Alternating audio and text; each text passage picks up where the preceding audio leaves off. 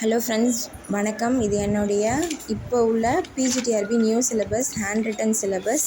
நீங்கள் டவுன்லோட் பண்ணி இப்போ எழுதுறதை விட இந்த மாதிரி ஹேண்ட் ரிட்டனாக எழுதி வச்சுக்கோங்க ஒரு ஸ்மால் சைஸ் காம்போசிஷன் நோட்டில். இது என்னோடய யூஜிடிஆர்பி லாஸ்ட் இயர் யூஜிடிஆர்பி எழுதின சிலபஸ் நோட்டு.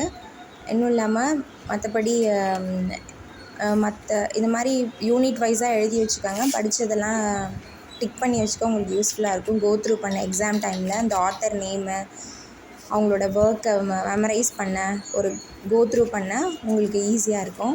நெக்ஸ்ட்டு பார்த்திங்கன்னா, இது என்னுடைய ஹேண்ட் ரிட்டன் நோட்ஸ். இந்த மாதிரி ஒரு நோட் போட்டுக்கோங்க ஃப்ரெண்ட்ஸ். நோட் போட்டு ஹைலைட் பண்ணிக்கோங்க. ஸோ தட் எக்ஸாம் டைமில் நீங்கள் ரிவைஸ் பண்ண கரெக்டாக இருக்கும். இது என்னுடைய பிஜிடிஆர்பி நோட் மெட்டீரியல்ஸ்.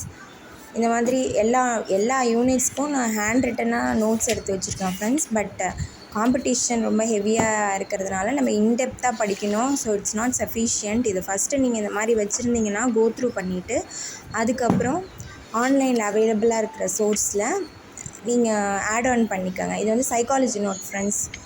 யூனிட் 1லேருந்து 3க்குள்ளே இப்போ நியூ சிலபஸில் சைக்காலஜி ஆட் ஆகலை. பட் ஹையர் செகண்டரி எடுக்கிறதுனால ஷுவர்லி டெஃபினட்டாக தே வில் ஆஸ்க். இது ஃபுல்லாகவே என்னுடைய hand written notes friends. UGTRB and பிஜிடிஆர்பிக்கான மெட்டீரியல்ஸ் ஃப்ரெண்ட்ஸ்.